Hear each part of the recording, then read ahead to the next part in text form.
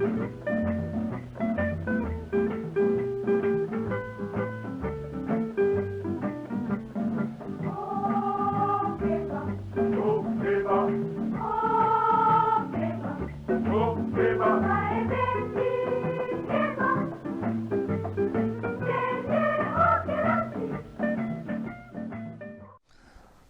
téléspectateurs, bonjour et merci de nous recevoir chez vous. Comme vous le savez, l'année 2022 appartient déjà à l'histoire. À l'instar des autres responsables, M. Guillaume Korogo, directeur chef de service des programmes scolaires et matériels didactiques au ministère de l'enseignement primaire, secondaire et technique, a profité de notre micro pour dresser le bilan de sa structure au cours de l'année 2022.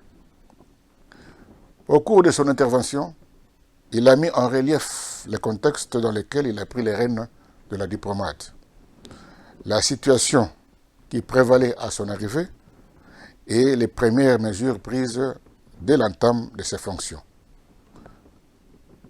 avant bien sûr d'aborder largement les grandes réalisations de l'année 2022. Trêve de bavardage, je vous propose de suivre M. Guillaume Korogo dans cette interview qu'il a bien voulu nous accorder. Il est au micro de notre confrère Paulin Makosso Timbwende. Monsieur Guillaume Korogo, bonjour. Bonjour. Vous êtes directeur chef de service de programmes scolaires et matériel didactique. Il a plu à l'autorité ministérielle de vous hisser au grade de directeur chef de service de programmes scolaires et matériel didactique il y a 6 p. Alors, comment avez-vous accueilli cette nomination qui vous place au grade de directeur chef de service? J'étais très content aussi, puisque il y avait des choses au niveau de la direction des programmes scolaires, comme je vous l'ai dit, j'ai travaillé ici durant plusieurs années et je n'ai pas travaillé ailleurs après l'université et que j'ai voulu aussi apporter ma pierre angulaire à la construction de la direction des programmes scolaires. Et j'étais très content pour que je puisse imprimer ma marque au sein de la direction des programmes scolaires et révolutionner les choses ici, surtout faire de la direction des programmes scolaires un véritable centre de recherche où les gens ont le souci de se former et de s'auto-former d'une façon permanente. Alors, directeur, à votre arrivée à la tête de cette méga direction, dans quel état avez-vous trouvé la diplomate? On ne peut pas condamner la direction, mais c'est tout le système aussi. Selon le RAISEN 2014 et le RAISEN 2022, ici, on a constaté qu'en ce qui concerne le programme scolaire, manuel scolaire, et surtout les programmes scolaires, nos programmes scolaires sont devenus très vieux, très vieux, et la majorité, si pas 98% des programmes que nous utilisons dans nos écoles sont antérieurs à la politique éducative, c'est-à-dire la stratégie de l'éducation et des formations 2016-2025. Ces programmes sont antérieurs à la loi cadre de l'enseignement qui donne les options fondamentales de l'enseignement national. Ces programmes sont antérieurs aux ODD, à l'agenda 2063, et il y avait déjà un état des lieux qui a été fait avant moi et qui montrait que la plupart de nos programmes sont obsolètes et qu'il faut les revoir. Je ne dis pas que depuis que je suis ici, ça fait une année, 2 mois, presque 2 mois que je suis ici, je ne dis pas que les choses ont changé, les choses sont restées les mêmes. Mais un effort est en train de s'opérer pour que nous puissions apporter un changement. Directeur, une fois ici à la tête de cette direction, quelles ont été vos premières mesures? Je l'avais dit précédemment ici, que mon souci est de faire de la direction de programmes scolaires un véritable centre de recherche pédagogique. Et pour faire de la direction de programmes scolaires un véritable centre de recherche pédagogique, j'ai demandé à ce que dans chaque division qu'il ait de façon régulière et chaque semaine des séances de formation par rapport aux attributions de chaque division. Cela devait permettre aux agents de la direction de programme scolaire de répondre aux attributions de leur division, de leur bureau, de leur division et de la direction. Puisque ces formations-là devaient s'inscrire dans le cadre des attributions de chaque bureau et de chaque division. Ça, c'était la première mesure. Donc, le renforcement des capacités dans les divisions. Ensuite, les renforcements des capacités au niveau de la direction. Nous avons essayé de faire ça, surtout sur l'élaboration des programmes scolaires, selon l'approche par compétence, par situation. Nous avons essayé de faire ça. Donc, ma plus grande décision ici, c'était le renforcement des capacités. Et cela a conduit aussi à une première action que je considère comme une action de taille pour la direction et pour le ministère en général, pourquoi pas pour la République démocratique du Congo. Parce que c'est depuis très longtemps, depuis que moi je suis à la direction des programmes scolaires, je suis au ministère, je n'ai jamais vu le renforcement des capacités sur la conception des curriculums avec l'appui du Bureau international de l'éducation de l'UNESCO. Nous avons signé des accords pour le renforcement des capacités des cadres du ministère de l'EPST sur le développement du curriculum. Et nous avons nous avons décidé de renforcer les capacités de 40 personnes, dont 20 proviennent de la direction des programmes scolaires, qui sont des concepteurs, et les 20 autres sont des utilisateurs des programmes. Et là, je peux citer l'inspection, je peux citer aussi l'université, je peux aussi citer les écoles primaires, les écoles secondaires. Donc, nous avons sélectionné 40 personnes qui participent à cette formation et la formation qui va prendre fin au mois de mars. Donc, une formation de 4 mois avec le Bureau international de l'éducation. Et cette formation va marquer le début d'un changement au niveau de la direction des programmes scolaires et au niveau de notre ministère d'une façon générale. Alors, directeur, à ce stade, quelles sont les forces que nous pouvons noter par rapport à cette activité que vous considérez comme phare pour vous? Les forces, ce sont vous d'abord, les personnes qui suivent la formation. Ce sont les différentes analyses qui ont été faites sur les programmes nationaux, notamment les RESEN 2014, les RESEN 2022. Et il y a une étude récente qui a été faite par le professeur Philippe Jonard sur l'éducation des bases. Et là, ce sont des éléments sur lesquels je vais me baser pour procéder à la prochaine activité phare de la direction, qui est la réforme de l'éducation des bases, en ce qui concerne les curriculums de l'éducation des bases. Alors, directeur, quel bilan pouvez-vous dresser donc de votre direction au cours de l'année 2022 qui s'est terminée? Voilà, au cours de l'année 2022, nous avions planifié 5 grandes tâches, 5 grandes activités. D'abord par rapport à la promotion de l'enseignement à langue nationale au niveau du primaire, par rapport à l'actualisation et accessibilité des programmes scolaires, par rapport à l'accessibilité des manuels scolaires et autres supports didactiques, par rapport au renforcement des capacités des acteurs, tant au niveau de l'administration centrale, ça veut dire qu'au niveau de la direction des programmes scolaires et au niveau des enseignants. Nous avions aussi planifié des activités sur l'élaboration d'une note d'orientation pour la mise en œuvre de l'enseignement à distance. Nous disposons maintenant, bien que non validée, d'une note d'orientation sur la mise en œuvre de l'enseignement à distance au sein du ministère de l'EPST. Ça, c'est une des réalisations. L'autre réalisation, comme je viens de le dire, c'est le renforcement des capacités des cadres du ministère sur la conception des curriculums. Ça, j'en ai parlé et j'ai dit que c'est une activité très importante pour moi, pour la direction des programmes scolaires et pour le ministère d'une façon générale.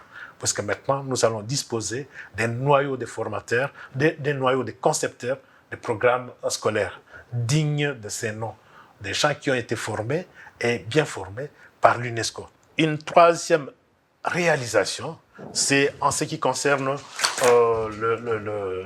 la reproduction et la distribution des supports pédagogiques. Et cette activité a été réalisée avec l'appui du projet Paquet. Avec l'appui du projet Paquet, nous avons distribué les manuels des sciences pour les classes de 2e, 3e et 4e année primaire sur toute l'étendue de la publique et privée en RDC. Nous avons aussi distribué les planches didactiques des sciences et des français oral pour toutes les classes de première année de l'école primaire de la RDC, publique tout comme privée. Nous avons distribué les manuels de mathématiques pour les classes de première année, 2e année, 3e et 4e année pour toutes les écoles primaires de la RDC. Et je crois que nous avons aussi distribué les manuels de français. Nous avons distribué les manuels de français pour toutes les écoles primaires de la RDC. Et ce sont surtout les classes de première année à 4e année qui ont été gâtées en ce qui concerne la production et la distribution de supports pédagogiques. Nous avons comme quatrième réalisation la réforme de l'enseignement en langue nationale. Et là, en ce qui concerne la réforme de l'enseignement en langue nationale, nous continuons à produire des outils avec l'appui du projet ELAN. Et notamment, les bigrammaires, par exemple, les bigrammaires en Kiswahili, à Kikongo, à Chiluba et à Lingala, dans les 4 langues nationales pour les écoles primaires de la République démocratique du Congo. Nous avons aussi, d'une façon expérimentale, renforcé les capacités des enseignants et des formateurs des enseignants à Kisangani. Et cela va nous permettre de voir comment est-ce que nous pouvons procéder à la réforme de l'enseignement en langue nationale dans notre pays. Nous avons aussi produit des modules de formation pour les enseignants et dans différents domaines. Et je crois que 5 modules ont été produits. Je peux citer quelques-uns de ces modules. Les modules de formation des enseignants sur l'éducation en situation d'urgence. Vous devez savoir que notre pays, c'est un pays des urgences et que, par exemple, l'Est du pays est confronté à des conflits armés, à des conflits interethniques. Et nous avons des inondations par-ci, par-là, même au niveau de la ville de Kinshasa. Ces situations d'urgence, comment est-ce qu'on peut gérer ça au niveau de l'école? Les enseignants devront être à mesure d'identifier les situations d'urgence et de les gérer comme il faut. Nous avons produit les modules de formation des enseignants sur la pédagogie active et participative et sur la pédagogie des grands groupes. Nous avons produit un autre module sur la promotion de la santé mentale et sur la nutrition et l'hygiène. Donc, un module concernant la santé d'une façon générale. Un module destiné aux enseignants du primaire. Nous avons produit dans l'ensemble 5 modules de formation. Nous avons procédé aussi au renforcement des capacités. Des enseignants, et surtout dans le cadre de l'enseignement à distance. Nous avons 20 écoles expérimentales, 10 à Kinshasa et 10 à Lubumbashi. Et nous travaillons de commun accord avec le projet RTL Africa UNICEF pour cette expérimentation. Et ça va nous aider aussi à booster l'enseignement à distance dans notre pays. Et pour cela, nous avons produit un module de formation des enseignants. Nous avons formé les enseignants ainsi que les formateurs des enseignants sur la réforme en langue nationale à Kisangani. Ça, j'avais dit, c'est à titre expérimental ce que nous avons fait. Et beaucoup d'autres formations que nous avons réalisées. Mais aussi, nous devons savoir que nous avons aussi d'autres activités que nous n'avons pas vraiment regroupées et que je peux, par exemple, parler des renforcements des capacités de 40 agents de la direction des programmes scolaires sur l'élaboration des programmes scolaires selon l'approche par situation, la révision des grilles des manuels, des grilles d'évaluation des manuels scolaires, la mise en place d'une commission d'agrément des manuels scolaires, l'agrément de plusieurs manuels scolaires ici qui sont conformes, qui peuvent être utilisés dans notre système éducatif, l'élaboration d'une ébauche de cadres d'orientation curriculaire avec nos amis ici. On continue toujours à travailler sur ces cadres d'orientation et ça sera amélioré par après. Nous avons aussi reçu des anciennes commandes des manuels de support pédagogique qu'on continue à donner aux différentes provinces éducationnelles du pays. Et nous avons aussi fait une commande assez importante, surtout des programmes de DAS qui ont été revus en 2021 et qui manquent dans les écoles. Je pense que dans les prochains jours, nous allons disponibiliser ces programmes à travers le pays.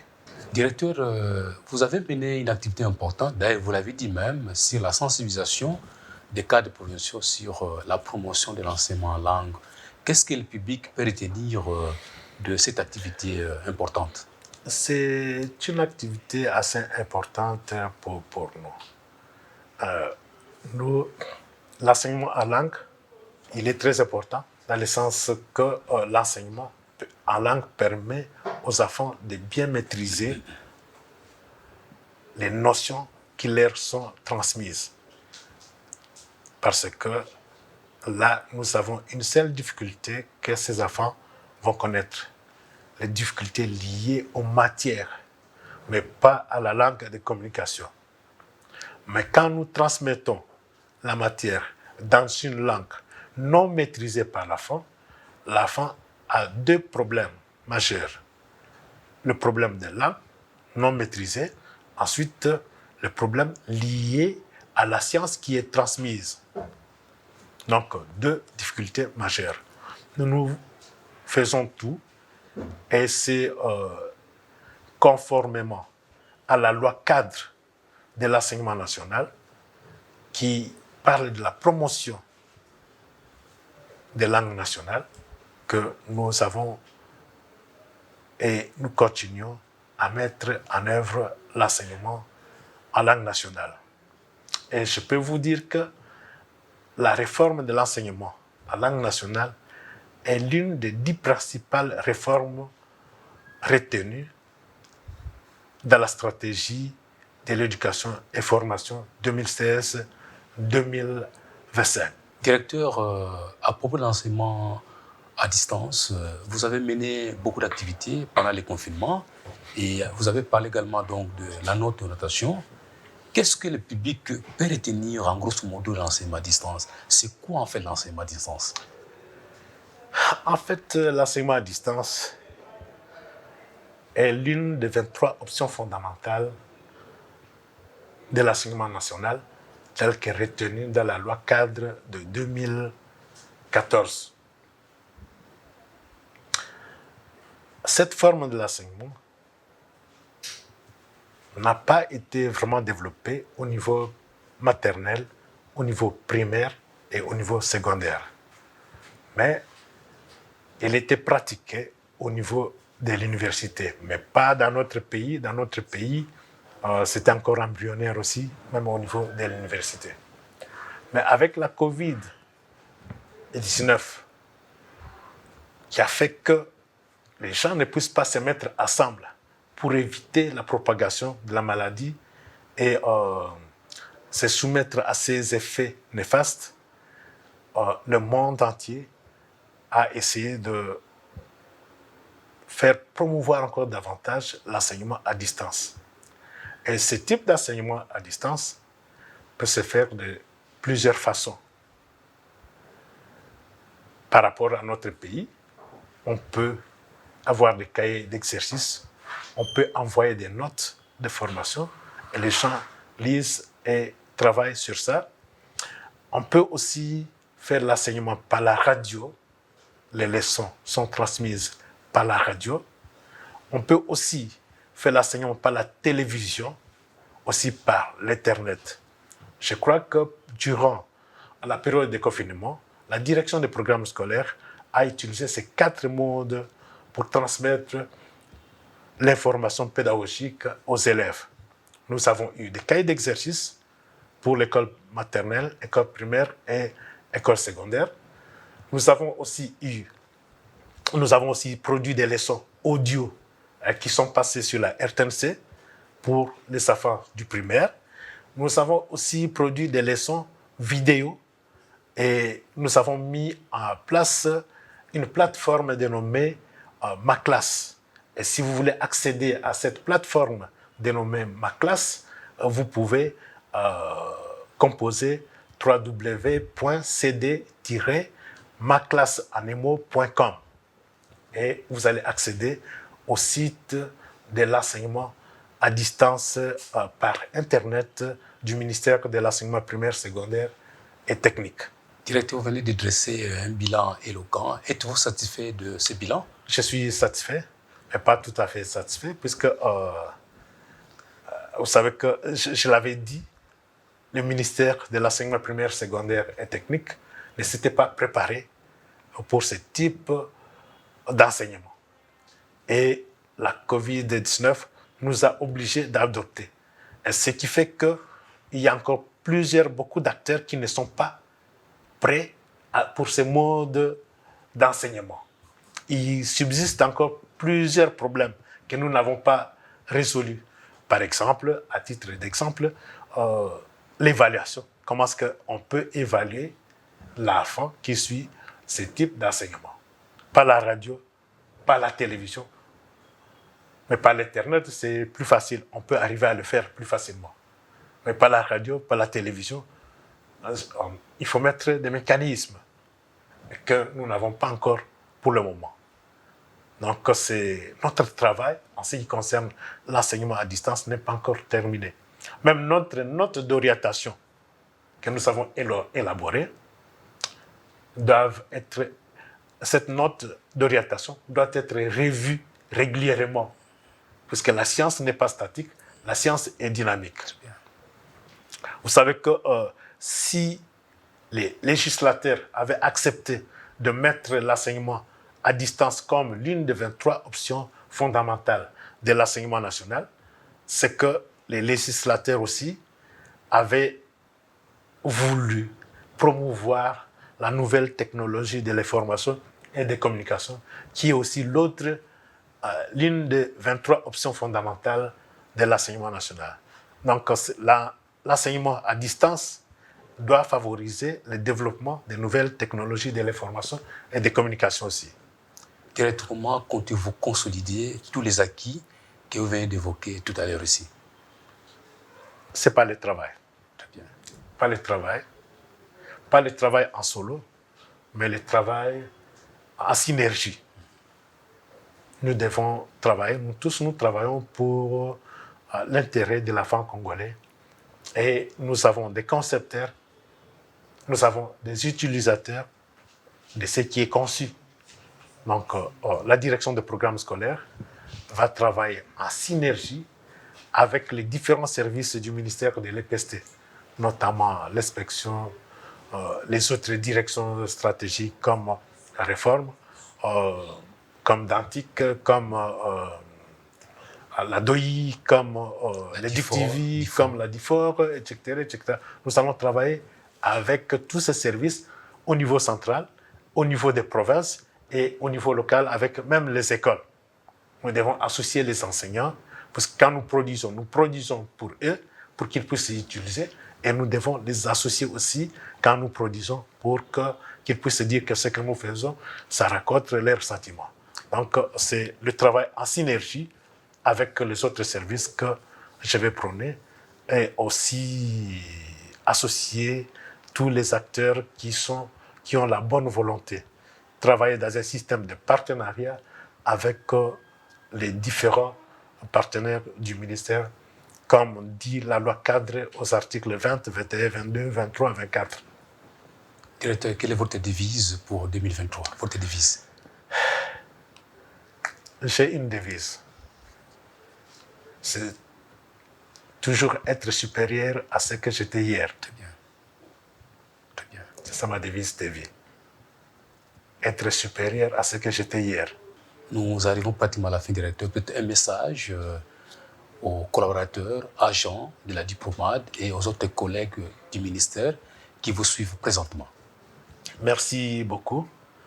Le message est qu'il y a un grand travail à faire en ce qui concerne la réforme curriculaire en RDC.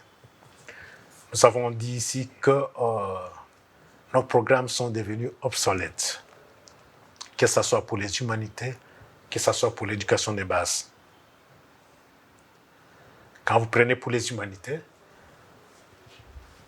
vous allez constater par exemple que pour les humanités littéraires, scientifiques ou quoi ici, le profil de sortie n'est pas identifié, n'est pas connu, n'existe pas aussi. Les référentiels et compétences, on les forme.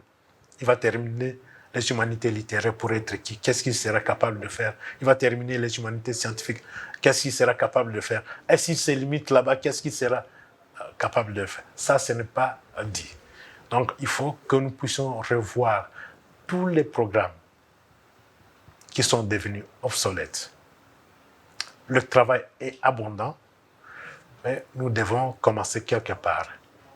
C'est quelque part là, pour la direction des programmes scolaires, c'est l'éducation des bases. Dans la loi cadre, on a parlé de l'éducation des bases. Mais nous devons élaborer le programme de l'éducation des bases. Nous devons identifier le profil d'entrée et le profil de sortie de l'éducation des bases. Nous devons identifier, nous devons élaborer les référentiels de compétences de l'éducation des bases. Quelqu'un qui termine l'éducation des bases, ces 8 ans-là, qu'est-ce qu'il sera capable de faire? Élaborer le programme éducatif qui doit permettre à quelqu'un qui termine l'éducation des bases afin qu'il puisse avoir les compétences qui ont été identifiées. Et quand on élabore les programmes éducatifs, nous devons identifier les différentes disciplines et leur contenu de première année primaire jusqu'à la 8e année. Et si nous avons fait ce travail, nous allons dire que maintenant, on peut parler de l'éducation des bases. Sinon, pour le moment, l'éducation des bases existe selon la loi seulement. Selon la loi. Mais nous devons apporter un changement, apporter une amélioration en ce qui concerne le programme de l'éducation des bases.